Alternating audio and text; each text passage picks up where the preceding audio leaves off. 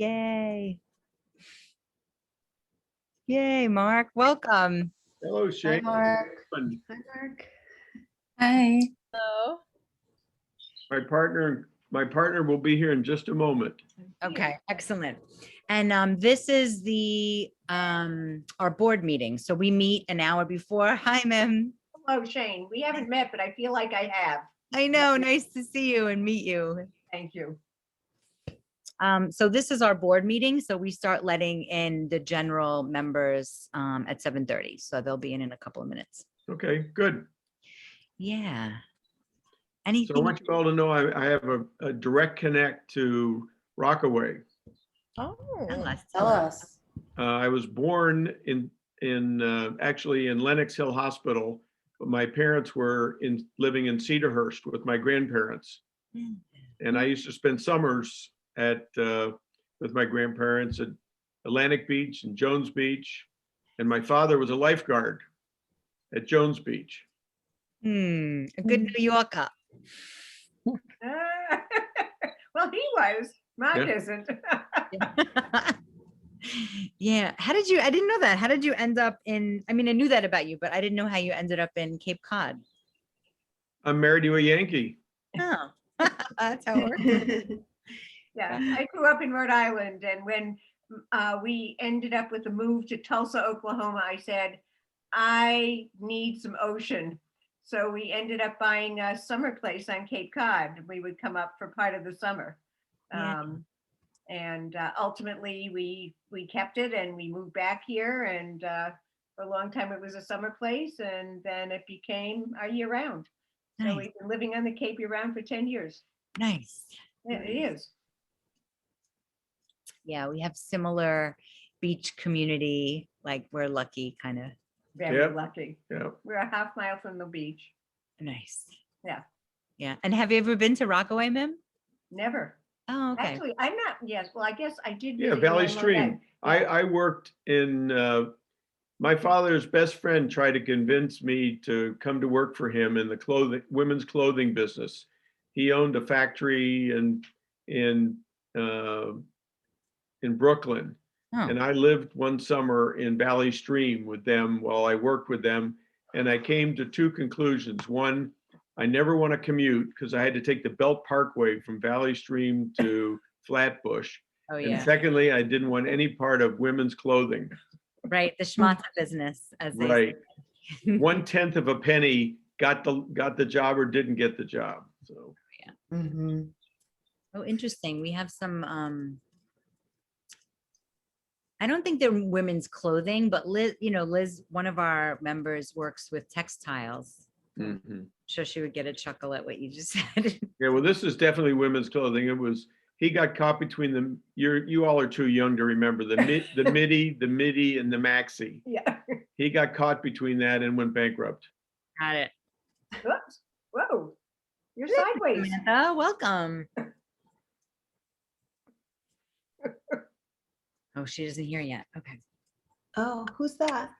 Sam, Who's but Sam. but Oh, Samantha, you're sideways. Yeah.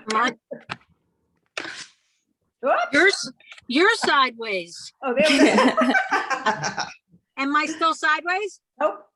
Nope. No? Okay. Hi, sorry, I'm in my car. all right. Welcome. I'm pausing. Hi, Galit. Hi. On gallery. Oh my God, Jamie. It started as a result of having lost my job. I was the president of a manufacturing company, and we had a daughter in high school and one in middle school, and there was really nothing of interest in the area where we were at the time, which was Tulsa, Oklahoma. And I'd been in the manufacturing business for manufacturing oil field equipment and decided to do what I'd always wanted to do and start a business. And maybe Mim can tell you more about the business. Yeah, well, initially, Mark started it alone. And after about 3 years, he said, do you want to join me in this business? he said, I really don't want to be on the road all the time. And I know you can get up in front of people and talk to them because I'd been a teacher for 20 years. So we created a business that was an exhibit marketing company where we worked with companies who exhibited at trade shows and well, really taught the staff how to communicate in a very different environment because trade shows environment and selling in the field is very different.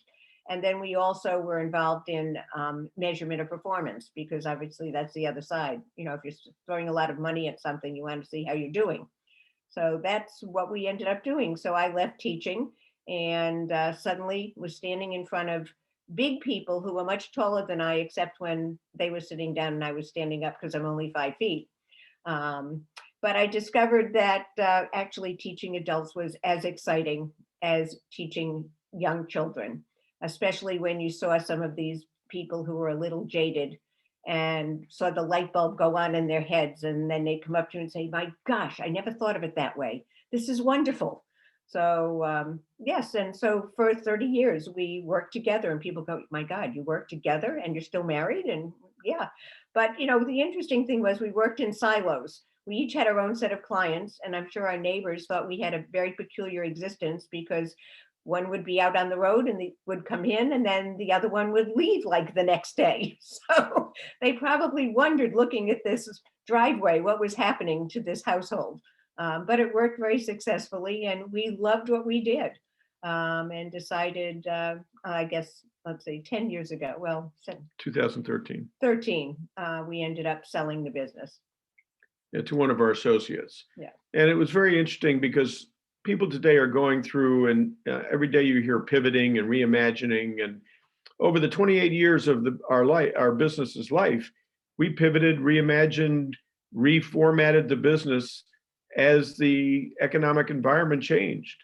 Yeah. We started the business really teaching marketers how to create a marketing plan, a strategic marketing plan, and exhibitor staff training. And we found that the marketing plan side of the business was way too hard to sell. And so we focused totally on the trade show industry. And when we started the business, 95% of the business was training. We'd go and train a staff and take them to a show or work with them in their office or work with them at a show. By the time we sold the business, over almost 90% of our revenue came from measurement because the economics of business changed and marketers needed to prove where what the return on our investments were. But it didn't come to light until the 2008 downturn, when one of our clients said to us, you know, the biggest problem we're going to have is proving value. And the light bulb went on and we pivoted totally. And we found that every sale that we made was 3 times the value of a training sale. So it just changed the complexion of our business. So this is where we came from. I had general management experience and manufacturing and purchasing experience before that. I joined SCORE because the biggest challenge that I personally had in retiring was what would I do with myself? Those of you who are running a business know it's 24/7, right? And you're running constantly. And the two of us were on a plane every week someplace. Different places. Different places. One time we actually in the same city at 2 different shows, we met for dinner.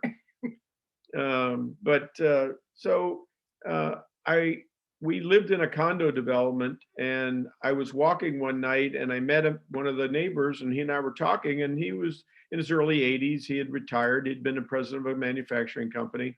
And I asked him what he was doing with himself. And he told me he volunteers for SCORE. Well, SCORE is the nonprofit arm of the Small Business Administration. Many people refer to us as a resource partner. But what we do is we provide services to small businesses.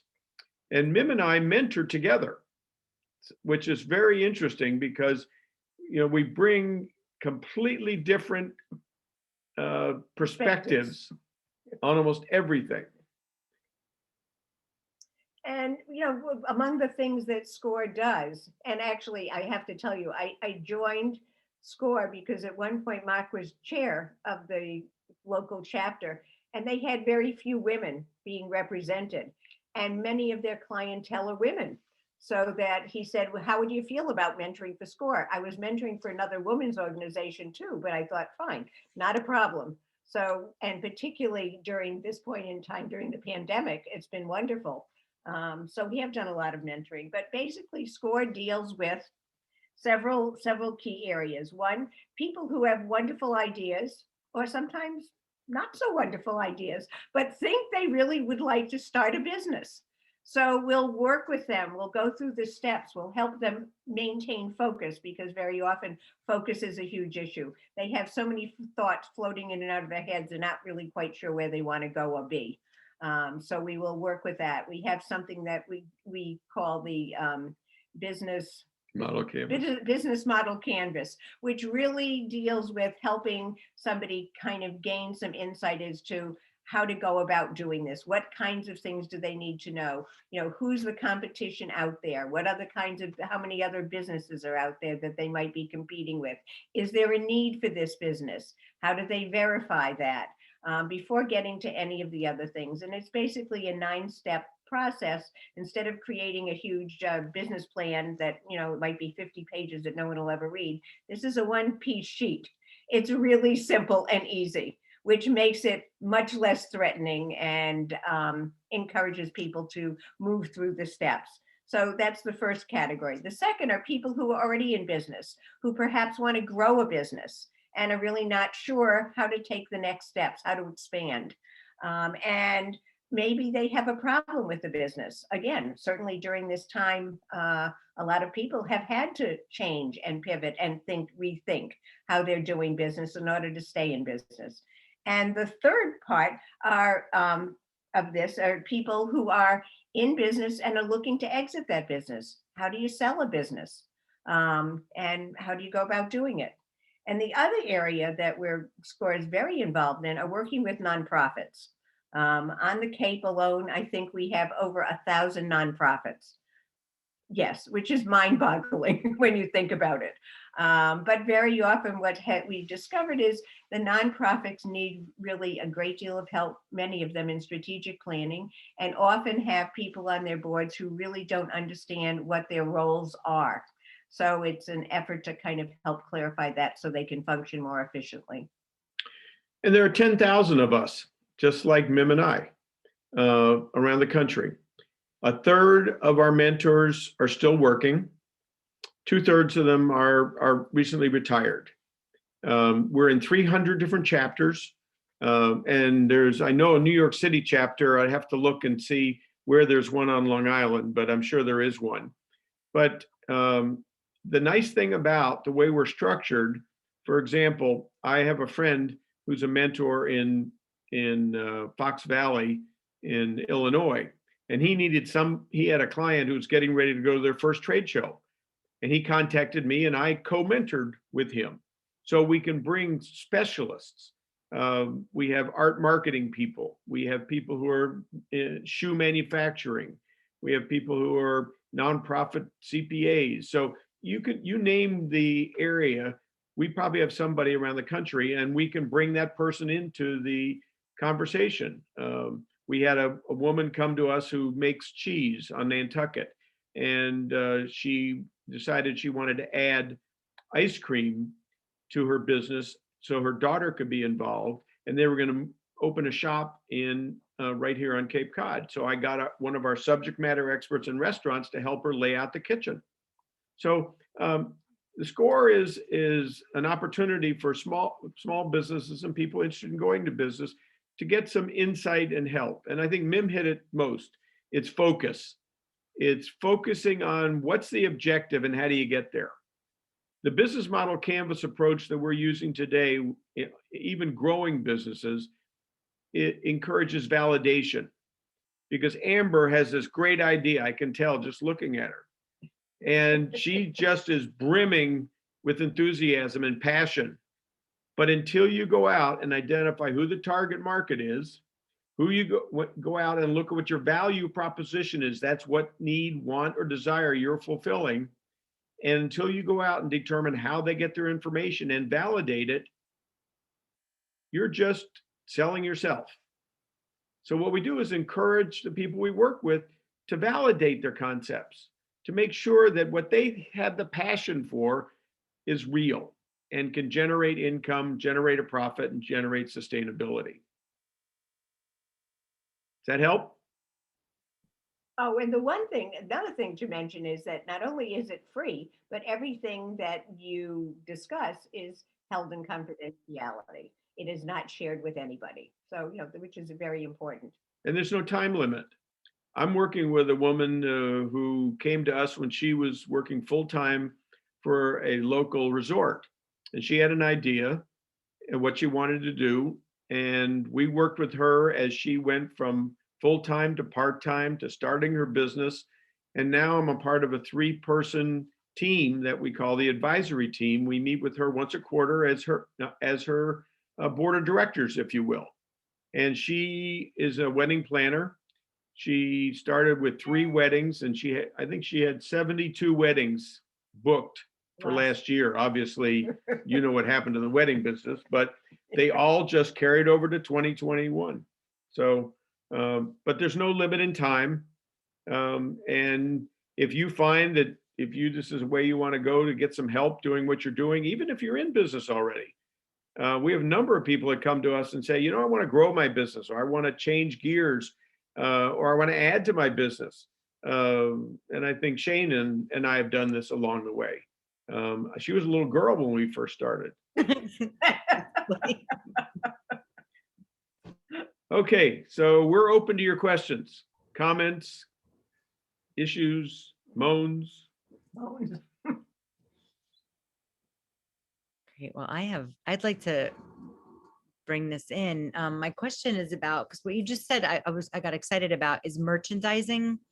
So I'm working on this coloring book, which Mark, and I figured the date I want it to be done by is August, my birthday, August.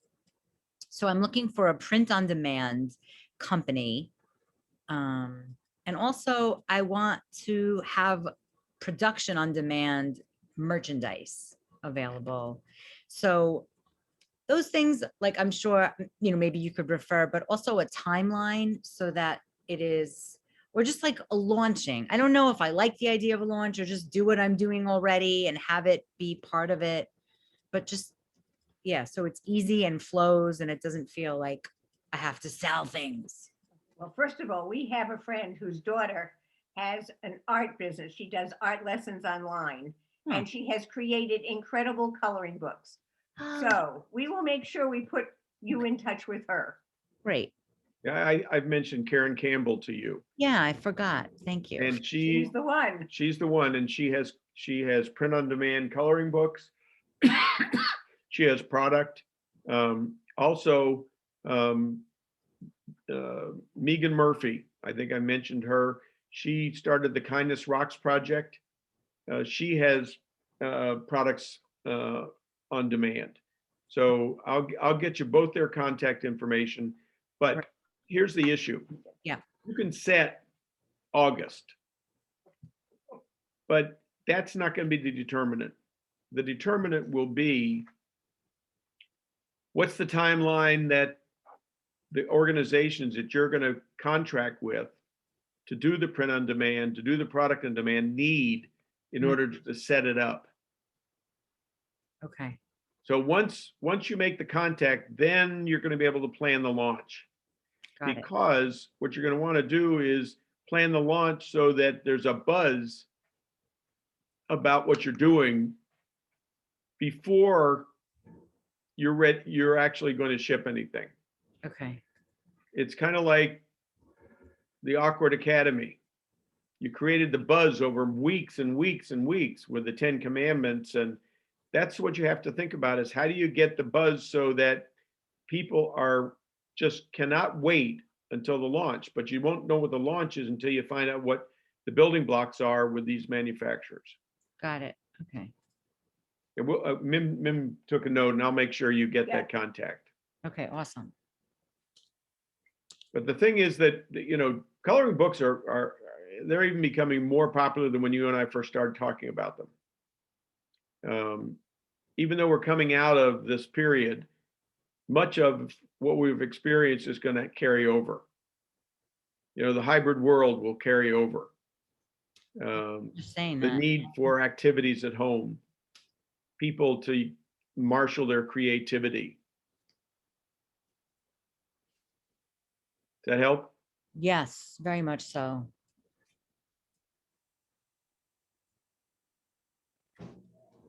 I don't see any other questions. No, we have some shyness. I will Yeah, ask a go. question. Okay, good. So I started working for myself about 1.5 2 years ago.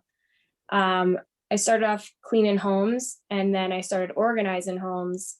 And I find that I wear so many different hats beyond that, because it really depends on what my clients need.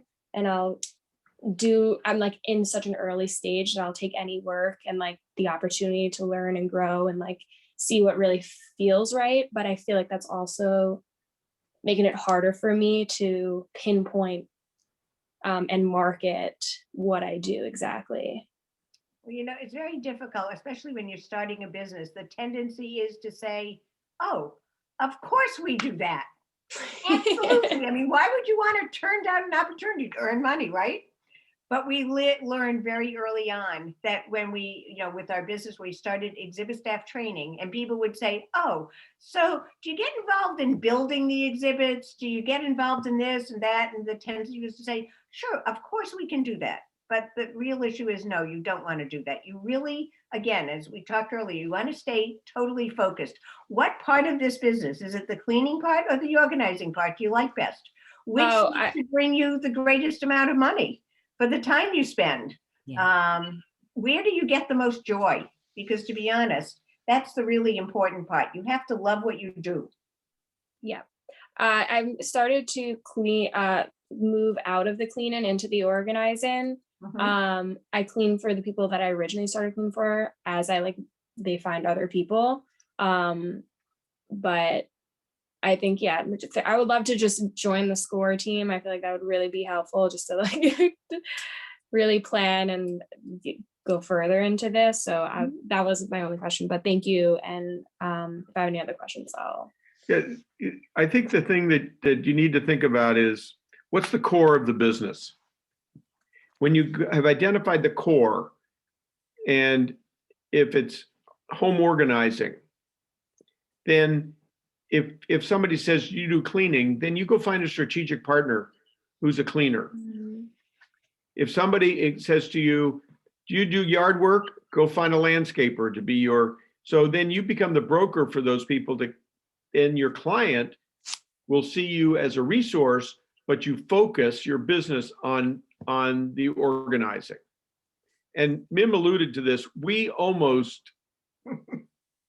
I don't think we almost went down, but we got in so much trouble financially by trying to satisfy a customer once. And it wasn't what we did. It wasn't what we did.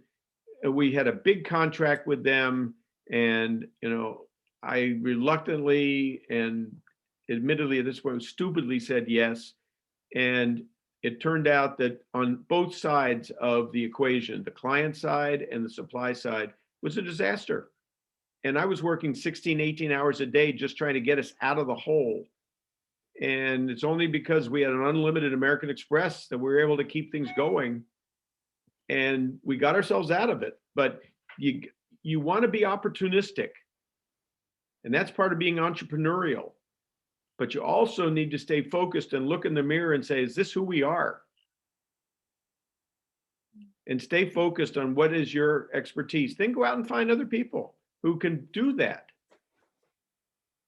I'll give you an example. I have a Brazilian landscaper. Mim and I mentor he and his wife. She runs the office. And he's running about $1 million a year right now. We said to him, we asked him about mulching. He says, mulching we do. Fertilizing, we don't do. We have a strategic partner. Why? It takes too much time. It takes away from his business where he mainly makes the money. So he put us in touch with a strategic partner. So you could build your business that way. You get an incremental revenue from everything that they do to support your client, but you don't lose your focus. You go out and get the next home organizing. But, I'd be glad to, chat with you, and we'll put you in touch with some people who can help. Either that or Mim and I will. We can do it Awesome. remotely. We did all by Zoom. Yeah. Yep. Perfect. Say no more. I'm in. Okay. Marie, what kind of business are you in? Oh, Sorry, okay. I almost hung up when I tried to unmute. Hi, thanks for calling me. I do direct marketing with Young Living, essential oils. So I market towards moms who are looking for a cleaner way of living, a more natural way of living, and having a household without chemicals for themselves and their kids. Good. But I'm also a special educator, and I work with parents doing parent training, and I'm trying to incorporate that background into my work and bring it all together, because they're both passions now. I guess the question is how well do they link? And there may be a link and there may not be a link. Yeah, absolutely. It's more it's more like my having credibility as a mom and as a teacher, using that credibility to talk towards being a mom. Okay. Okay. So you use it as a base. Yeah. Yeah, good. Good. But I definitely also am very interested in help and focus. So what you were talking about, what your service provides, is really, really attractive for sure. Right. And we can put the people together. I mean, in fact, Mim and I have a client that she had essential oils, didn't she? Oh, agree. Bree. At the She might beginning, have, yeah. Well, she actually reduced the focus of her business. She had a little of everything. I mean, her website looked like this page, with 5 or 6 different areas. So we worked with her to synthesize it down. So, okay. Yeah, I would love. Anybody else? Any other questions? Yeah, there's one in the chat about pricing. Uh, I don't Yeah, know. good question. Pricing is also a big pain. Absolutely. Especially for a service like a workshop. Neva? Yes, Neva. Hi. Neva, are you conducting workshops? Yes. So Okay. I started doing journal writing workshops for self-care, incorporating essential oils in them as well, because it's a sensory journal writing workshop. And of course, I work with Marie. I'm in her team as well. But my main focus really would be my passion is really the writing. So I discovered that a lot of people are interested in this kind of workshop, but it's always this hesitancy between pricing it. Oh, do I price it this way? If they might find it too expensive. If I price it like low, I don't know what the yeah. So I know the direct cost. So but sometimes it's not a matter of the direct cost. So what is your rule of thumb when it comes to pricing services like that? There are 2 ways of looking at pricing. One is, what does it cost, and what do you need to make on top of the cost in order to generate the income you want? The other is, what's the value? Okay, you're selling value. You're not selling time. You're not selling like a base cost. So you need to explore first of all, what others are doing. Now, people say, well, no one else does what I do. Well, there are others. Yeah, there are for others. sure. So you need to find out, first of all, what are they offering in the way of pricing? What's the fee? What's the fee for, how long is your workshop? It's an hour, 60 minutes for now. I'm considering making it longer. Is it more than one session? No, it's a one-off session all the time.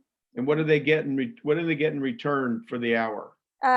Aside from the journaling prompts and teaching them how to do it, I send them a package, a creative care package, which has essential oil samples, a pencil, a really cute ceramic diffuser, basically a nice package, and a digital workbook that they What- can take with them. What's your cost, out-of-pocket cost? Out-of-pocket cost would be $9 Per person? per person. How much? $9. $9. Okay, so it's nothing. It's high. Okay, so if, Not including my time, of course. Just No, the no. No, and that's the Yes. important part, is Yes. how much is your time worth? yes. And women in particular tend to always undervalue their time, unfortunately. So think in terms of the skills that you bring, how much time it took you to create this program. It's not like you just throw it together. I mean, there's a lot of thought process. When we used to do our training programs and charge what we did, we charged $2,800 for 30 minutes to an hour. And people would say, my God, that's outrageous. And we'd say, yeah, but think of all the preparation we had to do in advance. We had to learn about the company, That's true. know how they went to market, know what they did Absolutely. on the trade show floor. It was all that preparation. Then we customized a program for them. Yeah. So Yeah. no, but again, you don't want to undervalue your time. That's so how much are true. you charging now? $20. But Okay. I upped it to 25. But that's right. So I did it because I wanted to test the market here. Yeah. So I've done this in the Philippines, and obviously it's obviously not the same market. No. So are so they I wanted to, objecting to Five. $25? sorry, Are they objecting to $25? no one's objecting to anything yet. Then you, So then charge 50. See what happens. You need, everyone, this is a secret. Just you need, what you need to do is Samantha is around. test the market. Yeah. Okay. Okay, and it may be that you do some on the ground testing and you say, this is what I'm offering. You go to a half a dozen people, not your friends or family, Exactly. Yeah. and say, this is what I'm offering. It's a 1 hour program on essential oils. This is what you get. It's at the end. Journaling, not essential oil. Oh, That's the minor journaling. part. Oh, the journaling. That's Sorry. okay. That's okay. And Yes, that's a and- great and- idea. and say that the fee is $50 for a 1 hour program. Yeah. See what the All right. reaction is. You All also, right. I assume there are other people doing this, right? I haven't seen anyone exactly like it, but there's like a lot of journaling workshops. What that do they happen. charge? Find out. Or if you're. Yeah, they charge a lot. Yep. What's What's a a lot? Oh, well, so some charge like $150, Whoa. but Wow. then some of them are published authors. Okay. Some come from your educational backgrounds. Right. My background is journalism, and I'm a writer, but I don't have my own published book yet, aside Okay. from the one that I just self-published. Well, you might But, want to see if you can find some similar to yours. Maybe at the Similar top. background. And then if you're not comfortable calling, have a friend of yours call and find out the rates or whatever. Yeah. And then, our rule of thumb was always never to be the highest and never to be the lowest. Our other rule of thumb was we didn't negotiate price because, you can get into a bidding war, and that's not what you want to do. And what That's that does true. is devalue what you're offering. Mm-hmm. Yeah. So that would Shane, be the suggestion. you're right, Shane. The program versus workshop is a Right. very good. For example, we never said training. We said Mm. preparation, Okay. because That's people, true. especially our target market, were salespeople that were working trade shows. They hated the word training because they were so good I and they do knew too. everything already. They didn't want to be trained. So we Yeah. always called it staff prep. We're Okay. preparing them. Yeah. So you have to, and think about differentiating yourself from how you describe what you're doing. Mhm. So if you Right. went online and you looked up journaling workshops or journaling programs, see what you can find, then get somebody like Shane or somebody, one of your friends in the group to go find out for you. Be that mystery shopper, find out Okay, what it's all mystery about, shopper. how they organize themselves, Yeah. how do they present their programs? And Yep. what do they charge? Yeah. Thank you. That's Yep. really helpful. Welcome. I'm sorry, and I'm sorry, we can't see your name. The Mark person who's Twain. lying down. But you need The to sick get one, here. yeah. No, it's Margie. I don't know why it's coming up as that, but Right. So Margie, how can we help you? it's Margie. So in reference to what you were discussing with Amber, like it hit a chord with me. I have an interior, I was a teacher for 40 years and I've always had an interior design business. I worked the two jobs. So I retired from the teaching in July last year and focusing more on the interior design. I'm busy. I have a good referral base, like from contractors, because honestly, the contractors don't want to deal with the homeowners because it takes forever.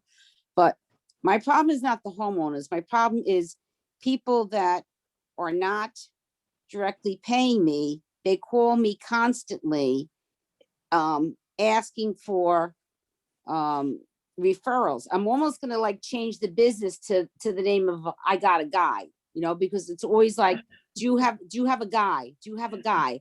And I have a guy for every, I have a carpet guy and I have a tile guy and I have an electrician guy, I have a sheetrock guy and a painter guy. But people that just know me from the neighborhood, they constantly call me and it's always like, do you have a guy? And I'm always polite and I will give them the guy's name. But I'm really getting tired of it. And then some of the guys that I refer them to, I will say, okay, I just gave your name to so-and-so, she needs a painting estimate. And they go, okay, thanks. But then when I say, well, I would like, some like a referral fee, and it's always like, oh, you want a kickback, and it just has a very negative connotation. Meanwhile, the contractors that do refer me, they all get a kickback from me.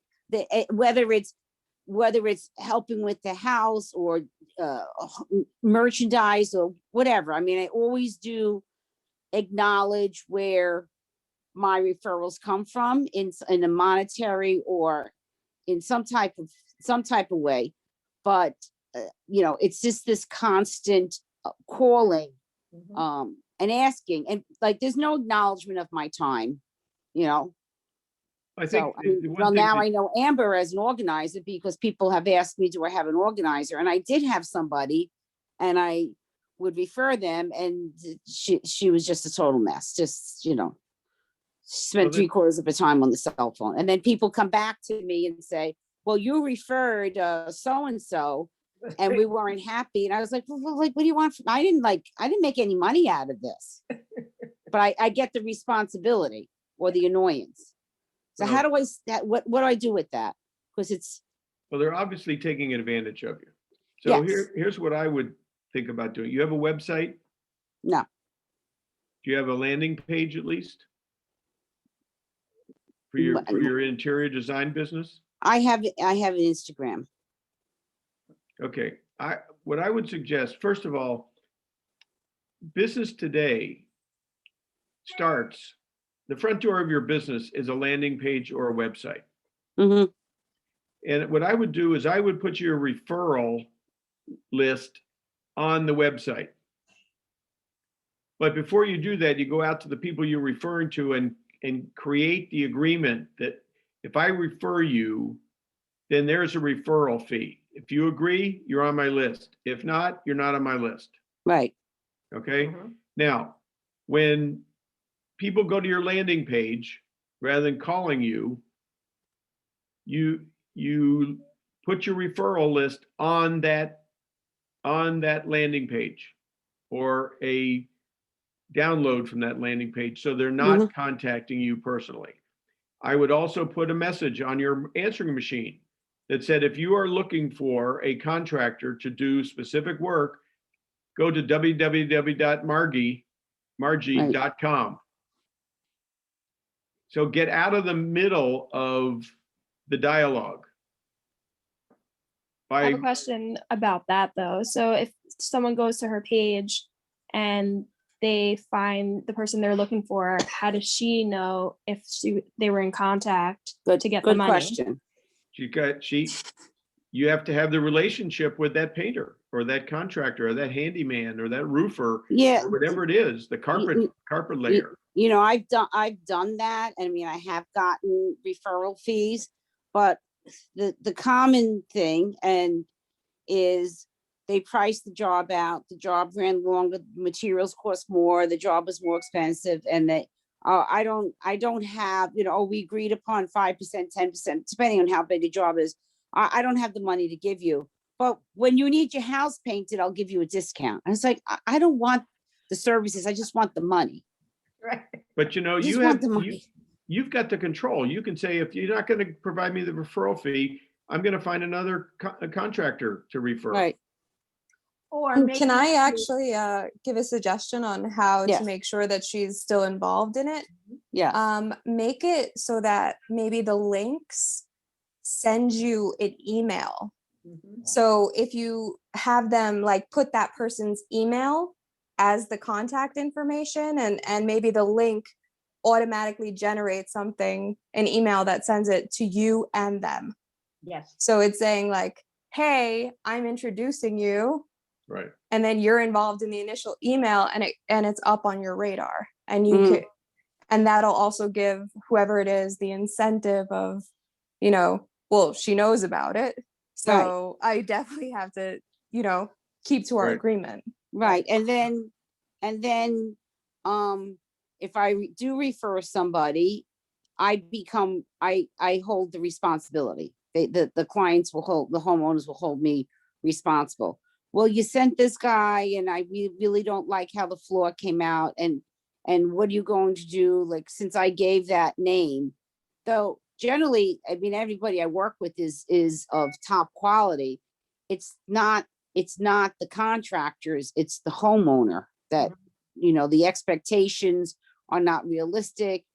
They didn't state things clearly. And I honestly, like, I guess if I was there for these meetings, like with the painting or the carpet, whatever, it would be more clearly defined. But I, you know, I'm not there for all those meetings because I'm not really making any money off of that.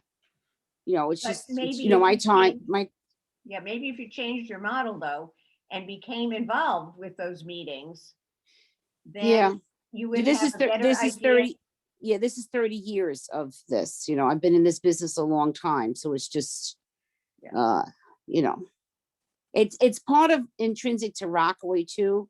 I mean, you ladies will understand this, that Rockaway is very small town, and yeah, they'll there's a lot of like behind my back finding out who did the flooring at the job, who did that, and who did the tile work, and where'd you get the tile, like, it's just a lot of behind Mhm. the back kind of stuff that goes on. And then I'm like the source of information, but I mean, it's I think is other people have that situation. That's a common problem.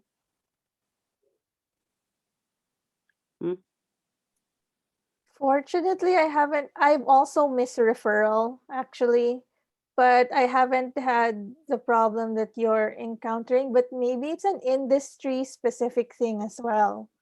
Right. So if contractors are that kind of a bunch, I think it's time to do a not an NDA but a document. I don't Yeah. think that's a bad idea. Just a Mhm. one-page document saying that you are an affiliated, you know, referrer or consultant for them, so that every time you refer somebody, you give that name in advance, and they, just like a real estate broker, you register the name of that client Right. to them.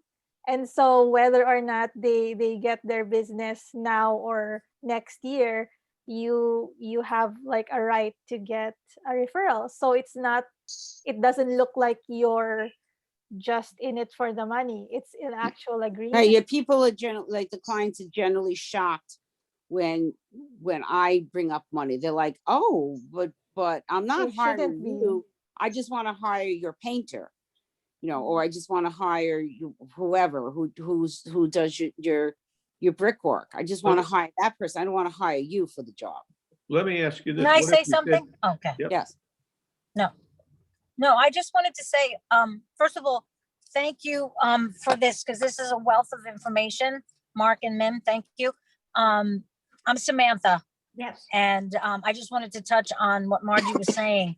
You know, Rockaway is a small community, and we refer each other to each other's businesses. So I think, given that, what Neva said and Mark and Mim have touched on is that really having a clear vision and a document, an agreement. Because yes, Rockaway is, I refer people out all the time. All I the have time. acupuncturists that work with me. I have, but I'm not getting, but that's not what I'm doing. I'm just sort of, I'm referring them out. I'm with no expectation that I'm going to get a monetary, reward for it or financial, because that's not my plan. But if that is your plan, it's all in the presentation of how you know, so I come to I you mean, for a I wouldn't- painter, you know. So Right, I think wouldn't say that's, yeah. So I'm sorry. yeah.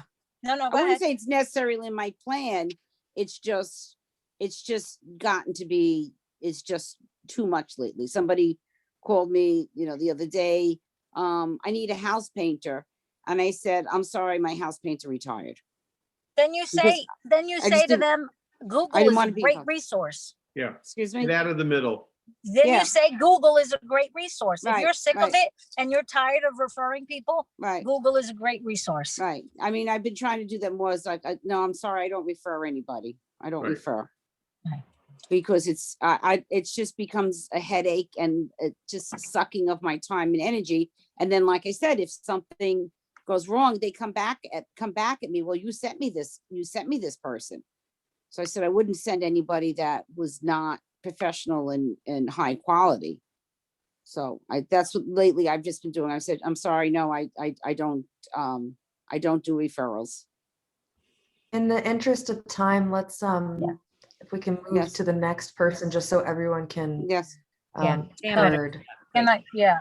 Go ahead, Sam. So hi, I'm Samantha, and I own a wellness center called Nurture You Wellness. And my primary focus is therapeutic massage and helping people relieve stress and, relieve their pain. But you touched on something earlier about trying to wear too many hats and do too many things. And I think in the beginning of my business, I did that with acupuncture and mental health, and I still do it, but from a different, so I was always under the, I'm a massage therapist and I offer acupuncture and I offer mental health, but actually I don't, because I'm not an acupuncturist and I'm not a psychologist. And so what I started to do was really focus in on, and it's been helpful being in a class with Shane and being in the pod and being in these groups that really try to help you focus on what is your statement and what is your vision and all of that. And now I'm really learning how to just focus on the thing that I am an expert on, which is massage therapy and wellness facilitation. And I think what I wanted to say was, because I don't want to take a lot of time up, I have used SCORE, and you guys are a wealth of information. I have taken workshops on creating a business plan, but I have not followed through. So I would love to follow. I would love to meet with someone, whether it's the two of you or someone here.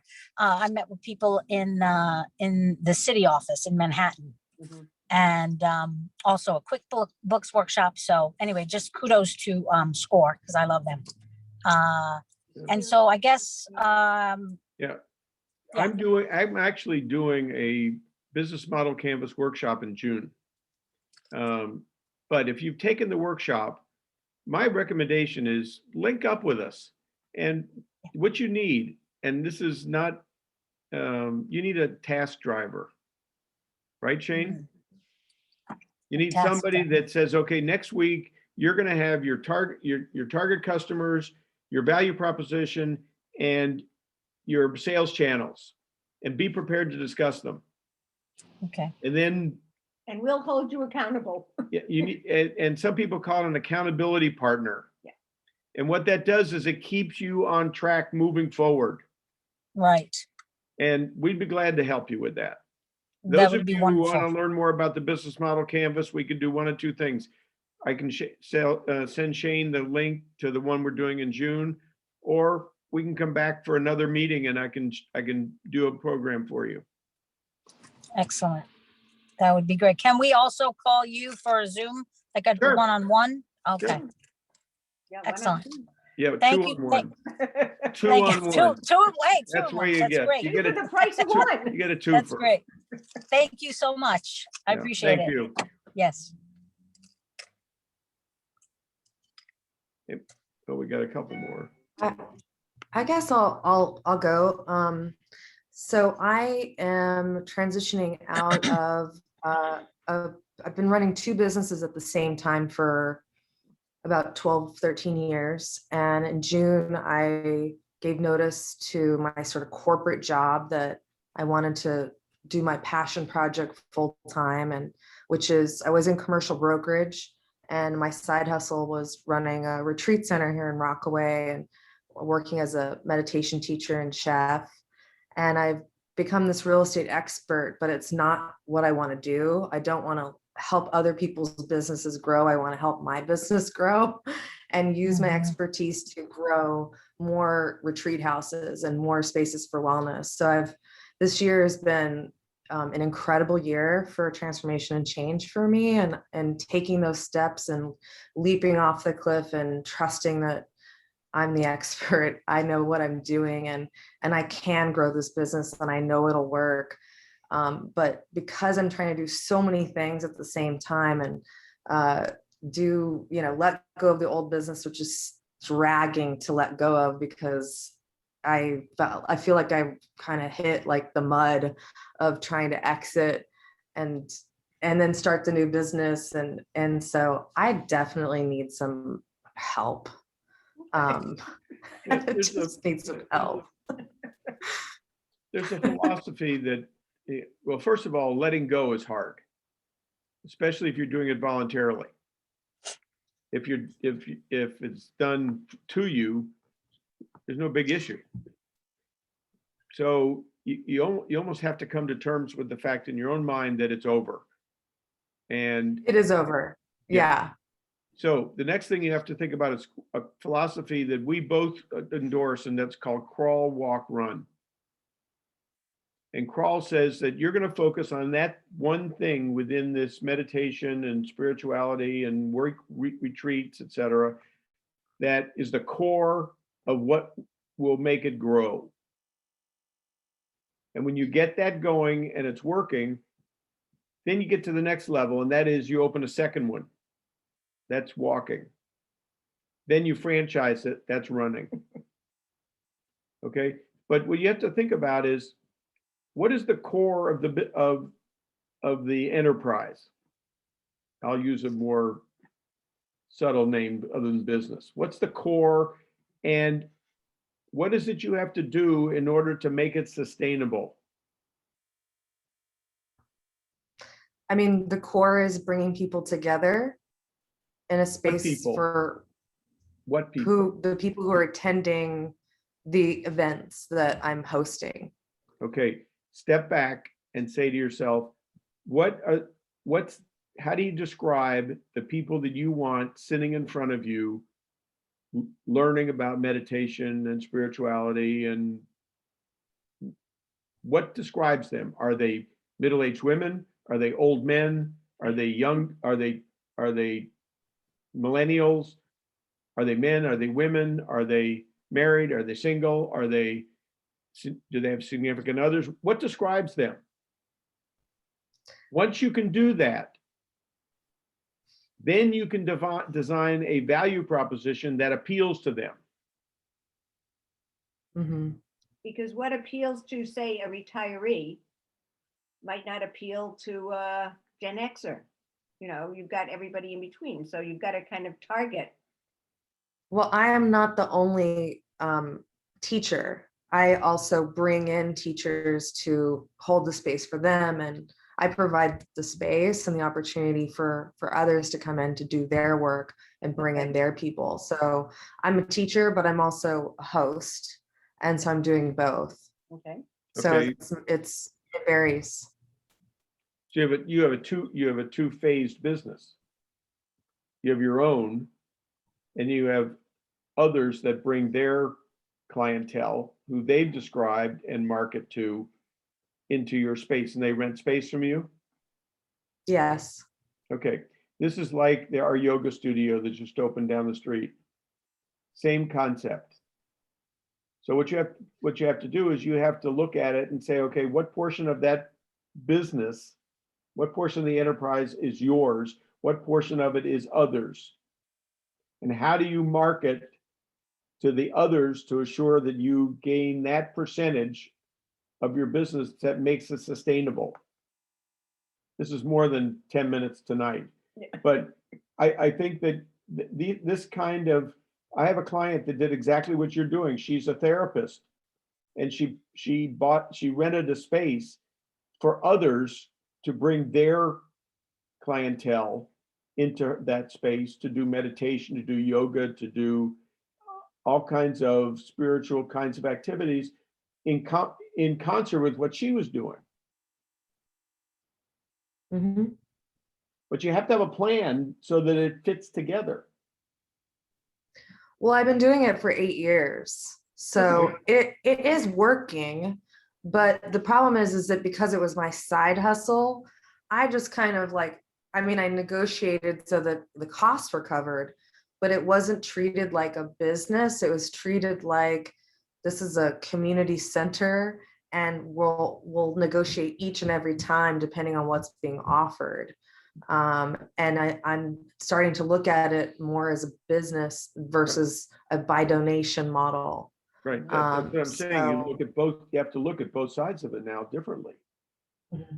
Because you may have just rented that space for $25 for an hour of program, but that doesn't cover what your needs are at this point. No, I took a hard look at my price sheet and updated it at the end of 2019. So I have sort of a price sheet to work from when I have these negotiations, which has made it easier. But yeah, I often feel a little bit like I wish I had a little bit of help, because I feel like I'm really trying to figure out a lot of this stuff on my own, and I don't know that I need to do that. Well, one of the things that I think might help, we have a subject matter expert that might be able to provide some insight. Let me talk to her and see if you can gain from what her experience was. Okay. Thank you.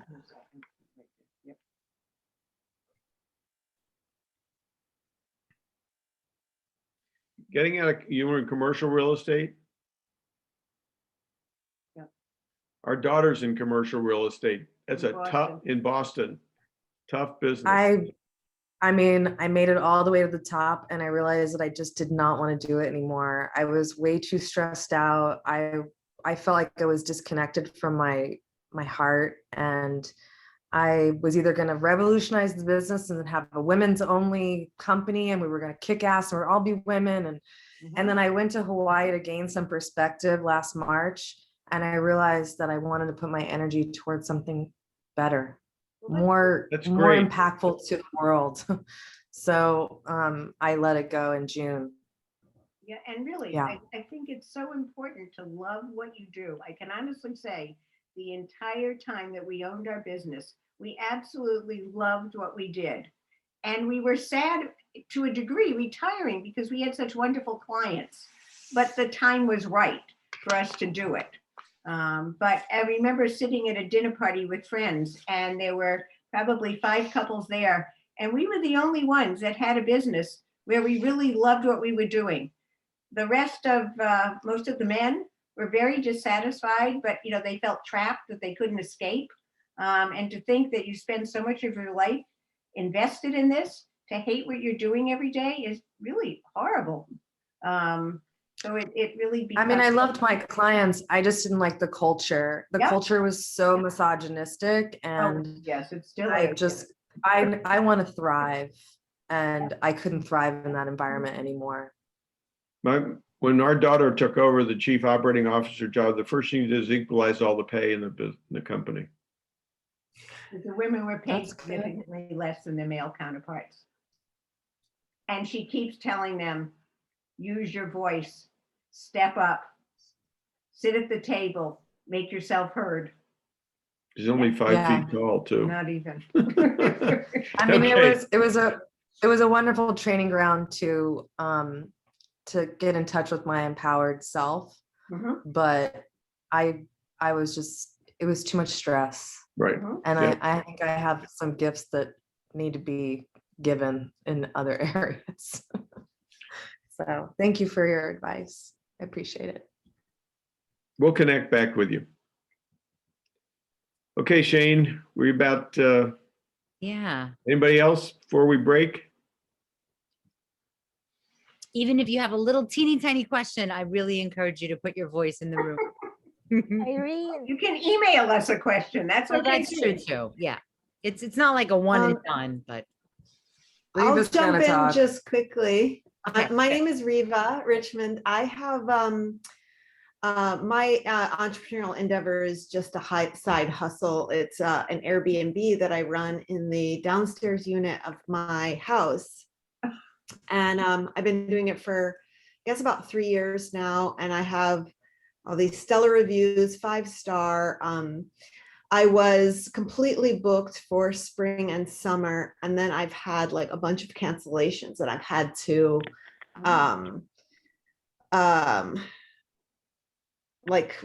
restart booking everything, and I've been getting bookings, but I still have a bunch to do, and Airbnb platform isn't really proving to be enough, and I feel like I need to kind of step up a marketing effort, maybe. I mean, I also get quite a bit of word of mouth through the neighborhood, partly because of this lovely group that people know about me and send me referrals, or they have friends or family coming to town and that kind of thing.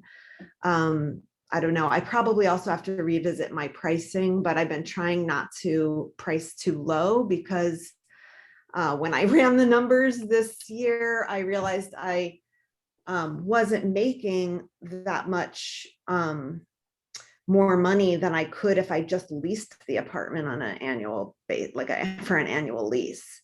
So it's like not really worth all the work unless it's producing. And obviously summer for Rockaway is like my big moment. July and August is really when I make like probably half the money for the year. Maybe not half, but close. Are you not? So anyway, Are you not? I'm sorry? Are you not booked fully for the summer yet? I was, and then my Okay. guest who was staying for all of July and August canceled. Oh, God. And she got, we actually had a contract, and I was supposed to, I mean, technically I was only supposed to give her half back. But she's a friend of a friend, and she did give me like a couple of months notice. So I felt like it was, anyway, I gave her, I kept 25%. So either way, I still made, that's like kind of like a month, that's like the mortgage for a month right there, just that 25%. But I've booked up more than half of it now. Okay. Well, the most powerful marketing tool is not social media, it's word of mouth. The most powerful tool is referrals. So do you have a regular communication with people who have stayed with you in the past? No, I don't. And I have thought about, like, in Airbnb, I can go through and collect all their email addresses actually. You And cannot. what I have done is, as soon as I had that cancellation, I did email several people who like have said they, had been in touch saying, do you have space for the summer? And I was telling everybody no, so I reached out to a bunch of people, but I probably, I could do, I'm sure I could do more.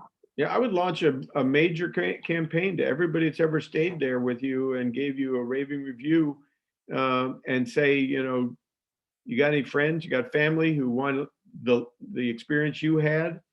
I have space available, due to extenuating circumstances or whatever you want to say. But I would use the network of people that have already experienced it and let them be your salesperson.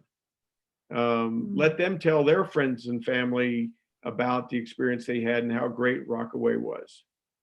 And how So great are you recommending like personal emails, like just say through the Airbnb platform, just reach out individually to people, or do a kind of mailing list type of thing? There are two schools of thought. Most people are digitally connected, but they get too many emails, so they don't pay attention. So if you think that you'll get their attention because they know you, they know the experience they had, they'll open it up, then do that. If not, if you have their physical contact, I would go to somebody like Modern Postcard and get 100 postcards, or go to a printer and get 100 postcards made up of the picture of your location and, some good words, and start doing a mailing to these people to get them to help sell. Yeah, I mean, for the people who've come to me through Airbnb, I don't think they give you any mailing addresses, but Okay. I could do a digital postcard maybe. Yeah, I mean, do something that's creative, that's out of the norm, that gets their attention, that says, hey, without saying it, help me. And tell your friends, tell your family, tell people who are interested in having the great experience that you had.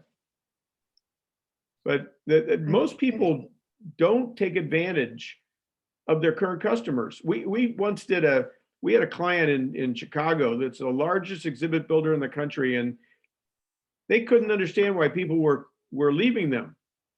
So we did a survey of every company that left them and went to a competitor for a 2-year period. And we found out that it wasn't price, it wasn't quality, it was they felt taken for granted. They were ignored. So even if you don't get them to refer you, maybe they'll say, hey, I had a great time there. Maybe I'll come back. And it's not too late. We have space. Yeah. And it might be a return discount. Give them a 5% or 10% return discount. Come back after, again. Or a bottle of wine. This is off the top, there's got to be some more thought, but to me, I think you're missing the opportunity of taking advantage of people that already had a great experience. Great. Okay. Thank you so much. Good idea. Okay. I have All a right. quick question. Oh, good. Go. Okay. I have a really tiny business of creating beach jewelry and natural skincare. And I have an Etsy shop, and I'm also like getting involved in like the local markets this month. I'm into. My quick question is this: how do I find the balance with online sales and doing local markets so that I could basically up my sales? I know I have to really tackle the SEO, search engine operative, to kind of get myself more out there, but it's a monster. Like SEO itself is like a big tackle, like because it's Etsy and also Google as well, and it's a big complicated thing. So like any kind of tips would be great. Well, I wouldn't go after SEO first. Okay. SEO is a big cash drain unless you do it yourself. The only thing I would do with your online presence is to make sure all your keywords are correct. Yeah. And Nevis is hashtags too. Oh yeah, I've been doing that with with Instagram and everything else. But there's only so many things that you can get likes Right. without like turning into sales. You know what I mean? You can get all the likes in the world, but Yeah. you know, I'm not it's I'm not different when big you on actually want likes. to sell like a necklace. If cash isn't coming with likes, then Exactly. okay. So the question is, in your plan, how much of the business is face to face and how much is digital? Well, because of the pandemic, it's in digital. But like now that everything's opening up again, this spring and summer, it's going to be more in person with like market, little local market things that I'm involved in. So, and that's starting to open up a little more. So like I'm trying to be more face to face, more to kind of have people get to know my work than to get sales right now. You know what I mean? But yeah, I'm trying to kind of figure out, okay, online is still going to be a thing, and I just want to figure out like where to take my energy on it. I think people have become so accustomed to online. I think a large presence is still going to stay there. I know our neighbors must get deliveries, I don't know. Yep. 5 days out of 7, maybe 4 out of 7, constantly. So I think that's not going to go away. So I think, that probably is a good thing. But again, I think this summer we're finally going to be able to do some in person. And I think to have a face with a product is also important. But I would bet that you probably still are going to get the majority from an online, if that works for you, unless you want to switch the model. I just want to have like as many options across the board as I can. Well, I think But like I am looking forward to doing more like in person. Yeah. Yeah, and I think as things open up, and they are opening up, I mean, you'll find the in person, you've got much more advantage of having your personality engaging with a buyer and having them connected to you that will then connect them to somebody else.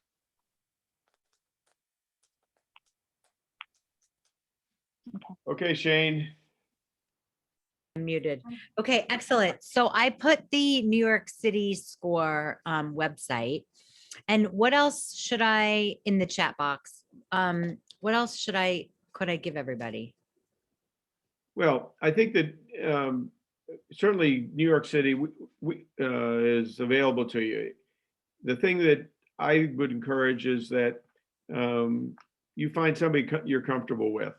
Yeah. And remote mentoring, I've never met Shane. Yeah. Face to face. And as I said, I think we started after you got your master's degree, right? Yeah, when I was still parent coaching and yeah, your beautiful child. Yeah.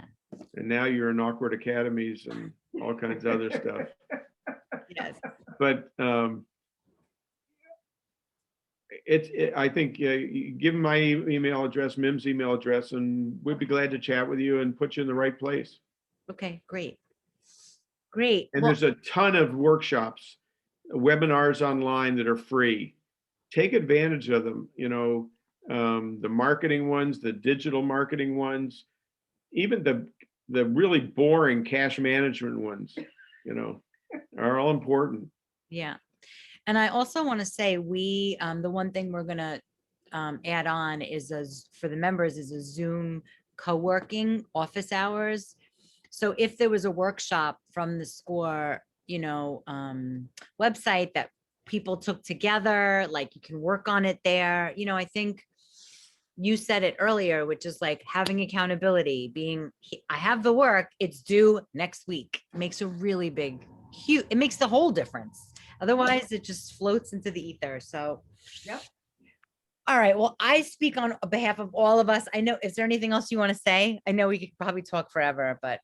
No, we need to go to sleep. We were up at 5 this morning. Oh my goodness. Okay. Well, I speak on behalf of all of us. Thank you so much. You brought so much answers, practical and light, and you're really lovely. So thank you. Thank you. Thank you. It's fun. Take care. Okay. Be glad to help you. Take care. Yes. Bye-bye. Good night, everybody.